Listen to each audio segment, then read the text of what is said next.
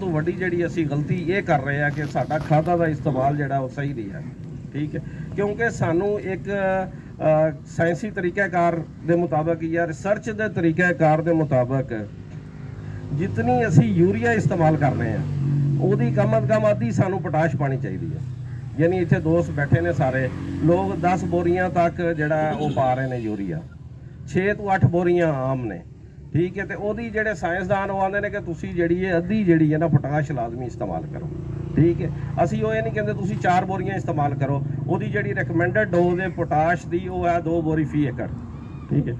जो 2 बोरी तुसी पोटाश पाओगे तो तुहाडी 4 बोरी यूरिया दे नाल ही अच्छी पैदावार जिहड़ी है वो उहदे नाल आएगी। फिर सानू ज़्यादा यूरिया पाने की जिहड़ा जरूरत नहीं। यूरिया नाइट्रोजन का इस्तेमाल वधदा जा रहा है, ये फसल जी ज़्यादा हरी भरी, ये वजह तो बोरर का हमला ज़्यादा होंदा है। उसदे बाद जिहड़ा इहदे उत्ते जिहड़ा है वो जिहड़ा अपना फंगस का हमला है, रता रोग, ਉਹਦੇ हमले के चांसिस जिहड़े ने वध जांदे ने। ते साडी गन्ना जिहड़ा खोखला हुंदा है, ਉਹਦਾ जिहड़ा वजन है वो पूरा नहीं हुंदा। लिहाजा जिहड़ा खादां दा शेड्यूल है वो सानू लाजमी जिहड़ा वो चेंज करना पएगा। और वैसे भी ये खुराक वास्ते बड़ी अहम है, जिहदा शार्ट जिक्र जिहड़ा वो असगर साहब ने कीता। साडी खुद जिसम जिहड़ी इंसानी जिसम ने उन्हां नूं भी इहदी जिहड़ी जरूरत है। इहदे वास्ते जिहड़ी रिकमेंडड खादां ने, जिहड़ी साडी अच्छी ज़मीन है उन्होंने 2 बोरी DAP, 2 बोरी पोटाश तो यूरिया जिहड़ी है वो जरूरत के मुताबिक, यानी वो 4 बोरियां तक अजकल जिहड़ा तुसीं पा के अच्छी पैदावार जिहड़ी है वो लै सकते हो। जिहड़ी यूरिया दी है वो एडजस्टेबल है, जिवें तुहाडी फसल है वैरायटी है उहदे ते बेस करदा है। वो सानू फसल का नाल जिमीदार भाइयों का बड़ा तजर्बा है, सारिਆਂ ਨੂੰ पता होंदा है कि हुण ये नहीं टुर रही, इहदा रंग जिहड़ा थोड़ा पीला पै गया तो फिर सानू यूरिया उस लिहाज नाल जरूरत के मुताबिक जिहड़ा इस्तेमाल करना चाहिए। अच्छा, अगर उस तो हल्की ज़मीन है तो साडी DAP जिहड़ी है वो थोड़ी 3 बोरी DAP पानी चाहिए है, 2 बोरी पोटाश प्लस यूरिया। अगर ज़्यादा कमज़ोर ज़मीन है, वैसे मैं तो रिकमेंड यही कराँगा कि जिहड़ी कमज़ोर ज़मीन है वो गन्ने की फसल को काश्त नहीं करना चाहिए। वो साढ़े वसाइल का जिहड़ा है ज़िया है, साड़ी पैदावार का जिहड़ा ज़िया है। तो अगर कमज़ोर ज़मीन होए वो 3.5 तो 4 बोरी DAP है, 2 बोरी पोटाश है, तो बाकी जिहड़ी यूरिया है। ਇਹਦੇ ਚ DAP ਜਿਹੜੀ ਹੈ ਇਹਦੇ ਤੋਂ ਮੁਰਾਦ ਹੈ ਫਾਸਫੋਰਸ, यानी ਉਹ ਤੁਸੀਂ ਕੋਈ ਵੀ ਸੋਰਸ ਜਿਹੜਾ ਇਸਤੇਮਾਲ ਕਰ ਸਕਦੇ ਹੋ ਆਪਣੇ ਜ਼ਮੀਨ ਦੇ ਲਿਹਾਜ਼ ਨਾਲ। ਅਗਰ ਤੁਹਾਡੀ ਮੈਰਾ ਜ਼ਮੀਨ ਹੈ, ਰੇਤਲੀ ਟਾਈਪ ਜ਼ਮੀਨ ਹੈ, ਤੇ ਉਹਦੇ ਚ DAP ਸਭ ਤੋਂ ਸਸਤੀ ਤੇ ਸਭ ਤੋਂ ਅੱਛਾ ਸੋਰਸ ਹੈ ਜਿਹੜੀ ਫਾਸਫੋਰਸ ਦਾ। ਅਗਰ ਤੁਹਾਡੀ ਪੱਕੀ ਜ਼ਮੀਨ ਹੈ ਤੇ ਉਹਦੇ ਵਿੱਚ ਫਿਰ ਰਿਕਮੈਂਡਡ ਹੈ ਕਿ ਤੁਸੀਂ NP ਇਸਤੇਮਾਲ ਕਰੋ, ਜਾਂ ਜ਼ੋਰਾਵਰ ਦੇ ਨਾਮ ਤੋਂ ਐਂਗਰੋ ਦੀ ਆ ਰਹੀ ਹੈ MAP ਉਹਨੂੰ ਕਹਿੰਦੇ ਨੇ, ਮੋਨੋ ਅਮੋਨੀਅਮ ਫਾਸਫੇਟ, वो वाली खाद इस्तेमाल करो, या तुसी सिंगल सुपर फास्फेट जी इस्तेमाल करो। लेकिन असी कम अज़ कम 2 बोरियां के बराबर खाद पानी है। मसलन हूँ असी कहिए जी 2 बोरियां DAP तो वो कमी जी 2 बोरियां NP नहीं पूरी करेगी, वो 4 बोरियां फिर NP दियां पानियां पैणगियां। अगर तुसी 18% वाली पा रहे हो SSP तो फिर तुहानूं ओहदियां 6 बोरियां जड़ियां ने इस्तेमाल करनियां पैणगियां। लिहाजा असी फास्फोरस की जी मतलूबा मिकदार है 46 kg किलो फी एकड़, वो सानूं मिलदी 2 बोरियां तो ਉਹਦੇ ਮੁਤਾਬਕ ਅਸੀਂ बोरियां बना के ते अपनी जी फास्फोरस की जरूरत है उन्होंने इस्तेमाल करना। पोटाश का जिक्र हो रहा सी। पोटाश जिहड़ा ना एक ट्रांसपोर्ट का जिहड़ा ना रोल वो अदा करती है। मसलन जिहड़ा साडा जमीन चों साडा पौधा जिहड़ा वो पानी उपर लैके जाता है और खाद जिहड़ी साडी थले पई है उन्होंने जिहड़ियां ने जड़ां तो उपर जिहड़ी ट्रांसपोर्ट होंदी है, उपर सूरज की रोशनी दे नाल जिहड़ी मदद दे नाल फोटोसिंथेसिस का अमल हो के उत्थे खुराक तैयार होंदी है, वो फिर बाकी साडे गन्ने का वजन बढ़ाती है, कद करती है, ठीक। अगर ट्रांसपोर्ट अच्छी नहीं होएगी, असी पोटाश नहीं पावांगे तो किवें साडी DAP पौधा अच्छे तरीके नाल इस्तेमाल करेगा। लिहाजा सानू पोटाश ते जिहड़ा लाजमी आना चाहिए। ਉਹਦੇ इलावा जिहड़े बाकी एक चीज़ है वो वे जिंक जिहड़ा ना ਉਹਦਾ इस्तेमाल गन्ने की फसल है जी इंतहाई जरूरी है, क्योंकि गंदम च तो जिवें हुण इहदी जरूरत पेश आई है, लेकिन गन्ना ते चावल ये पुराने जिहड़े एनालिसिस जिहड़े तजदियात होए ने ਉਹਦੇ मुताबिक ਇਹਦੀ इंतहाई कमी है साडी ज़मीन तो ਇਹਦੇ ਲਈ ਜਿਹੜਾ रिकमेंडड है वो है 6 किलो 33% वाला जिंक, या अगर वो जिहड़ा है सोना कंपनी का आ रहा सोना जिंक 21% वाला, वो फिर सानू 7 kg पाना पेगा। लेकिन जिहड़ा एक असूल होना चाहिए कि जिंक हमेशा जिहड़ा तुसी कोशिश करो खाद कंपनी का जिहड़ा वो इस्तेमाल करो, क्योंकि ਉਹਦੀ ਜਿਹੜਾ ਤੁਹਾਨੂੰ सस्ता भी पैंदा ਤੇ ਤੁਹਾਡੀ ਜਿਹੜੀ ਜ਼ਮੀਨ ਦੀ ਜ਼ਰੂਰਤ ਹੈ, ਗੰਨੇ ਦੀ ਫਸਲ ਦੀ ਜ਼ਰੂਰਤ ਹੈ, ਉਹ ਵੀ ਪੂਰੀ ਹੁੰਦੀ ਹੈ। ਸਾਨੂੰ ਜਿਹੜਾ ਇਹ 10% ਔਰ ਡਰਮ ਵਿੱਚ ਜ਼ਿੰਕ ਮਿਲਦਾ ਹੈ, ਇਹਦਾ ਇਤਨਾ ਜਿਹੜਾ ਕਿਉਂਕਿ ਅਸੀਂ ਪੂਰੀ ਜੋ ਮਹਿੰਗਾ ਪੈਂਦਾ ਅਸੀਂ ਜ਼ਿਆਦਾ ਮਿਕਦਾਰ ਉਹਦੀ ਪੂਰੀ ਪਾਉਂਦੇ ਨਹੀਂ ਬਣਾ ਕੇ, ਤੇ ਲਿਹਾਜ਼ਾ ਉਹਦਾ ਜ਼ਿੰਕ ਦਾ ਪੂਰਾ ਜਿਹੜਾ ਫਾਇਦਾ ਨਹੀਂ ਹੁੰਦਾ। ਜ਼ਿੰਕ ਦਾ ਇੱਕ ਬੜਾ ਅਹਿਮ ਰੋਲ ਹੈ ਕਿ ਸਾਡਾ ਜਿਹੜਾ ਪੂਰੀ ਦਾ ਸਾਈਜ਼ ਹੈ ਉਹਨੂੰ ਲੰਬਾ ਕਰਦਾ। यानी साडा ये फसल के कद वधाण दे विच अहम किरदार जिहड़ा वो जिंक जिहड़ा वो इस्तेमाल अपना जिंक इस्तेमाल करिए तो उहदे नाल अच्छी पैदावार जिहड़ी है आ सकती। दूसरा ये गन्ने की फसल जो मेरा तजर्बा है या तो जिमीदारों नाल जिवें गपशप लगती रही है तो असीं उन्हां कोल पुछदे रहने तुसीं की इस्तेमाल करदे हो, खासकर ऐसे जिमीदार जिन्हां दी पैदावार ज़्यादा आ रही है। तो ये जिहड़ा ना रूड़ी का बहुत अच्छा रोल है। 3 ਤੋਂ 4 ट्रालियां जिहड़ियां ने रूड़ी दियां वो तुसीं फी एकड़ इस्तेमाल करो, ये नाल तुहाडा जिहड़ा यूरिया का खर्चा वो भी घटदा। फर्ज करो अगर किसी जिमीदार कोल अपनी नहीं तो खाद भी तो मुल लैके आ रहा ना, तो तुसीं कलोनियां दे विचों रूड़ी लैके मुल 3 ਤੋਂ 4 ट्राली फी एकड़ जिहड़ा रूड़ी है उसका इस्तेमाल लाजमी करो। ये 2 फायदे होंदे ने, एक तो साड़ी उहदी पौधे की गज़ाई जरूरियात जिहड़ियां ने फसल दियां वो पूरीआं होंदियां ने। दूसरा ये वाटर होल्डिंग कैपेसिटी यानी ज़्यादा देर तक नमी जिहड़ी है साड़ी जमीन रहिंदी है, जिहड़ा कि हुण इशू है पानी का, तुहानूं पता नहरां दा जिवें पिछले साल वाराबंदी रही है।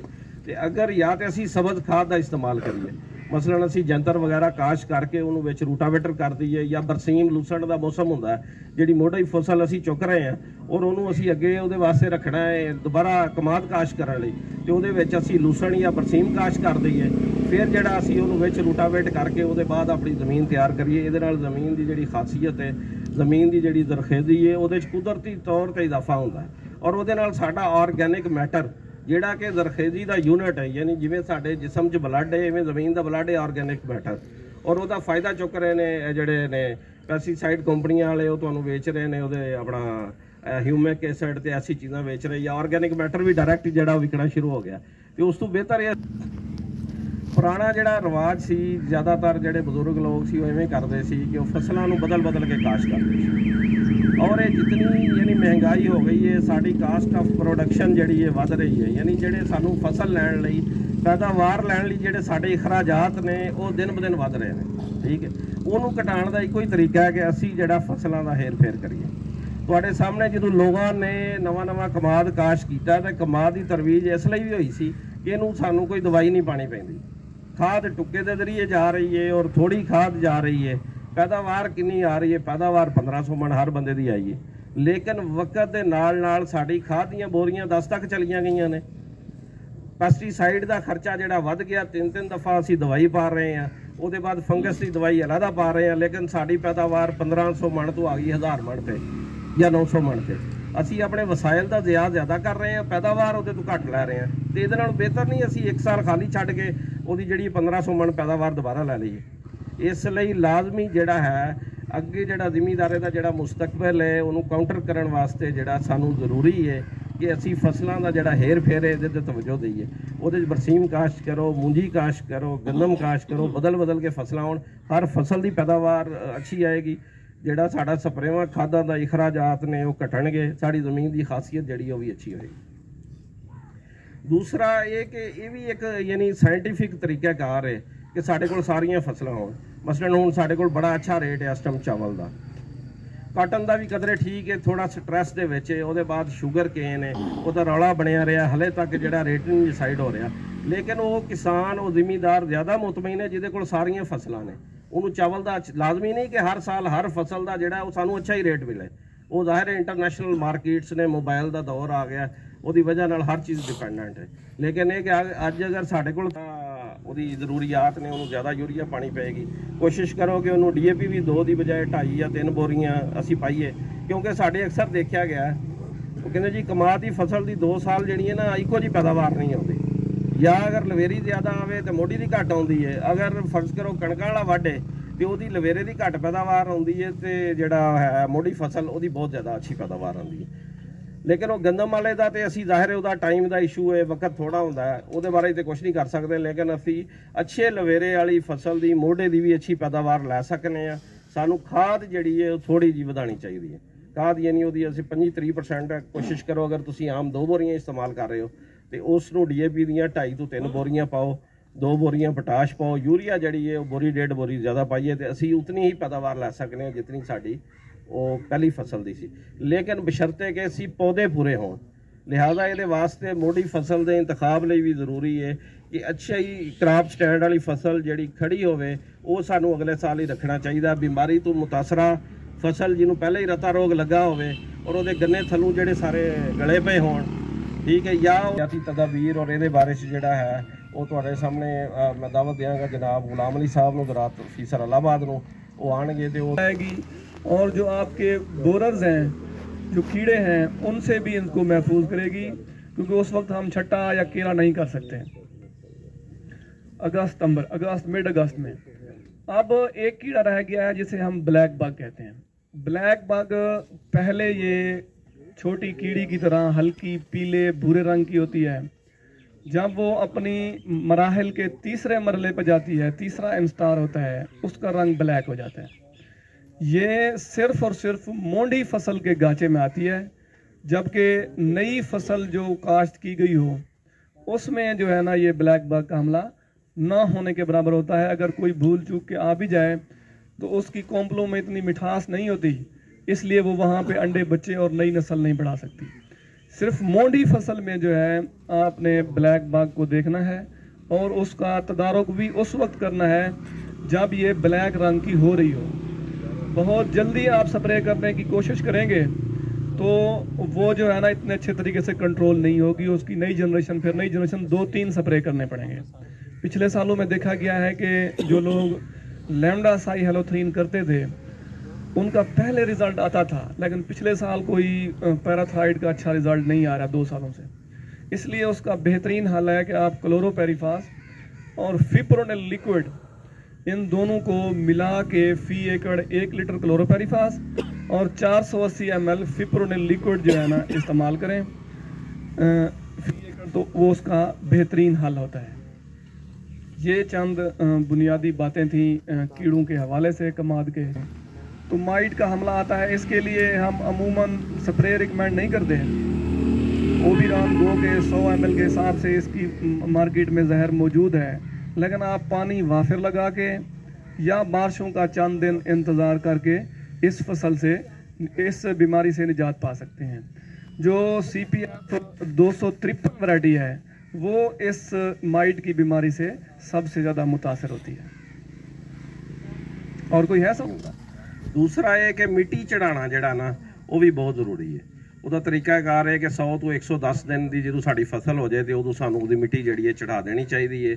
ਪਹਿਲੇ ਮੈਂ ਤੁਹਾਡੇ ਨਾਲ ਗਹਿਰੀ ਖੇਲੀਆਂ ਦੀ ਗੱਲ ਕੀਤੀ ਹੈ 10 ਤੋਂ 12 ਇੰਚ, ਉਹਦੇ ਵਿੱਚ ਸਮਾਂ ਹੋਏਗਾ, ਬਾਅਦ 'ਚ ਮਿੱਟੀ ਚੜਾ ਦੇਵਾਂਗੇ ਤੇ ਉਹਦੇ ਨਾਲ ਫਸਲ ਦੇ ਜਿਹੜੇ ਗਿਰਨ ਦੇ ਜਿਹੜੇ ਨੇ ਨਾ ਅੰਦੇਸ਼ਾ ਉਹ ਘੱਟ ਹੋ ਜਾਏਗਾ। ਤੇ ਦੂਸਰਾ ਸੀ ਜੜੀ ਬੂਟੀਆਂ ਦਾ ਕੰਟਰੋਲ। ਨਾ ਜੜੀ ਬੂਟੀਆਂ ਦਾ ਕੰਟਰੋਲ ਜਿਹੜਾ ਉਹ ਬਹੁਤ ਜ਼ਰੂਰੀ ਹੈ, क्योंकि कमाद की फसल है उन्होंने बहुत ज़्यादा पानी तो बहुत ज़्यादा खाद लग रही होंगी है, इसलिए जड़ी बूटियां का प्रैशर जोड़ा वो भी बड़ा ज़्यादा होंगे, तो कंट्रोल करना भी अच्छी पैदावार भी जोड़ा ना वो जरूरी है। ਉਹਦਾ ਤਰੀਕਾਕਾਰ ਇਹ ਹੈ ਕਿ ਤੁਸੀਂ ਫਸਲ ਨੂੰ ਪਾਣੀ ਲਾ ਕੇ ਉਹਦੇ ਬਾਅਦ ਜਿਹੜਾ ਹੈ 24 ਘੰਟੇ ਦੇ ਅੰਦਰ 24 ਤੋਂ 36 ਘੰਟੇ ਉਹਦੇ ਅੰਦਰ ਤੁਸੀਂ ਜਿਹੜਾ ਹੈ ਡੁਆਲ ਗੋਲਡ ਐਸ ਮੈਟਲਾ ਕਲੋਰ ਜਿਹੜਾ ਉਹ 1 ਲੀਟਰ ਫੀ ਏਕੜ ਜਿਹੜਾ ਨਾ ਉਹਦਾ ਸਪਰੇਅ ਕਰ ਦਿਓ, ਜਾਂ ਤੁਸੀਂ ਇਹਦਾ ਜਿਹੜਾ ਸਾਡੇ ਕੋਲ ਗੈਂਗਵੀ ਦੇ ਨਾਮ ਤੋਂ ਆ ਰਿਹਾ ਮਿਜ਼ੋਟਰੀਨ ਐਟਰਾਜ਼ੀਨ, ਇਹਦੇ ਵਾਲਾ ਜਿਹੜਾ ਹੈ ਇਹ ਵੀ ਸਪਰੇਅ ਜਿਹੜਾ ਉਹ ਹੋ ਸਕਦਾ। अगर उस लैवल ते साढ़े को स्प्रे नहीं फर्ज करो होंदा है वो स्प्रे कर देना चाहिए 1.5 ਤੋਂ 2 लीटर। अगर जड़ी बूटियां बहुत ज़्यादा होण ते ओदी रिकमेंडेड डोज है फी टैंकी तकरीबन 250 ਤੋਂ 300 ml, ਉਹਦੇ ਉੱਪਰ ਉਹਦਾ अच्छा कंट्रोल है। अगर जड़ा जड़ी बूटियां छोटियां ने तो फिर जड़ा है वो 200 मिलीलीटर फी एक टैंकी जड़ी है ਉਹਦੇ ਨਾਲ भी अच्छा जड़ा कंट्रोल आ जाता। ਉਹਦੇ बाद साड़ी फसल जो साफ हो जाएगी तो फिर तुसी चढ़ानी है मिट्टी चढ़ा के जो तुसी पहला पानी ला दिओ उदों उन्होंने डुआल गोल्ड या पैंडी एसीटा का अगर स्प्रे कर दिओ तो साडा सब तो शानदार जड़ा जड़ी बूटियां का कंट्रोल है वो इस तरीके दे नाल जड़ा मिल सकदा। अगर फर्ज करो उहदे विच डीला है तो जिहड़ी मैं तुहानूं दवाई दसी है गैगवी वाला जहर अपना एट्राजीन ते मिजोट्राइओन इहदे नाल अच्छा कंट्रोल उहदा नहीं आंदा, पीला जिहा हुंदा लेकिन दोबारा चल पैंदा। डीले के कंट्रोल एक तो वो स्टेज छोटी यानी असी उन्होंने निसरण तो पहले जड़ा ना स्प्रे करना जड़ा जरूरी है। वो बेहतर है कि असी गैंगवी स्प्रे कर रहे हैं, बाकी जड़ी बूटियां भी ने तो डीला भी है, तो वो फिर सानू 30 ग्राम फी एकड़ जड़ा ना वो सन स्टार गोल्ड के नाम तो बाहर की दवाई है, वो एथॉक्सी सल्फ्यूरान जहर है या फिर हालो सल्फ्यूरान FMC, तो मेरा ख्याल है जो ग्रीन लाइट वाला ग्रुप है इन्हों का भी आ रहा। फिर वो भी दवाई जी है नाल शामिल करके 3 दवाइयां मिक्स करके 2 का मिक्सचर आ रहा। तीसरी जी है 20 ग्राम तो 30 ग्राम डोज है, ये जी अगर असी स्प्रे कर दईए फिर साड़ी फसल जी है साफ हो जाएगी बिल्कुल, ਔਰ ਉਤਨੀ ਦੇਰ ਨੂੰ ਵੈਸੇ ਕਮਾਲ ਜਿਹੜਾ ਉਹ ਵੀ ਆਪਣੀ ਜਿਹੜੀ ਇਹ ਕੈਨੋਪੀ ਬਣਾ ਲਏਗਾ ਤੇ ਫਿਰ ਜੜੀ ਬੂਟੀਆਂ ਥੱਲੋਂ ਜਿਹੜਾ ਉਹਦਾ ਮਸਲਾ ਹੈ ਉਹ ਪਰਮਾਨੈਂਟਲੀ ਜਿਹੜਾ ਉਹ ਹੱਲ ਹੋ ਜਾਏਗਾ। ਹੁਣ ਜਿਹੜਾ ਹੈ ਮੈਂ ਦਾਅਵਾ ਦਿਆਂਗਾ ਜਨਾਬ, ਸਾਨੂੰ ਐਜ਼ਾਜ਼ ਹਾਸਲ ਹੈ ਕਿ ਪਿਛਲੇ ਤੋਂ ਪਿਛਲੇ ਸਾਲ ਵੀ ਅਸੀਂ ਪੰਜਾਬ ਲੈਵਲ ਤੇ ਪਹਿਲਾ ਮੁਕਾਬਲਾ ਜਿੱਤਿਆ ਔਰ 10 ਲੱਖ ਰੁਪਏ ਜਿਹੜਾ ਜ਼ਿਮੀਂਦਾਰ ਨੂੰ ਮਿਲਿਆ। ਇਹ ਸਾਲ ਜਿਹੜਾ ਗੁਜ਼ਰਿਆ ਇਹਦੇ ਵਿੱਚ ਵੀ ਪਹਿਲਾ ਇਨਾਮ ਖਾਨਪੁਰ ਦਾ ਸੀ, ਇਮਰਾਨ ਜ਼ਿਮੀਂਦਾਰ ਸੀ, 10 ਲੱਖ ਰੁਪਏ ਉਹਨੂੰ ਮਿਲਿਆ। ਇਹਨਾਂ ਦੋਵਾਂ ਜ਼ਿਮੀਂਦਾਰਾਂ ਵਾਸਤੇ ਸਭ ਤੋਂ ਪਹਿਲੇ ਜ਼ੋਰਦਾਰ ਤਾਲੀਆਂ ਹੋ ਜਾਣ। ਥੋੜੀ ਜਾਗ ਵੀ ਜਾਈਏ ਨਾ।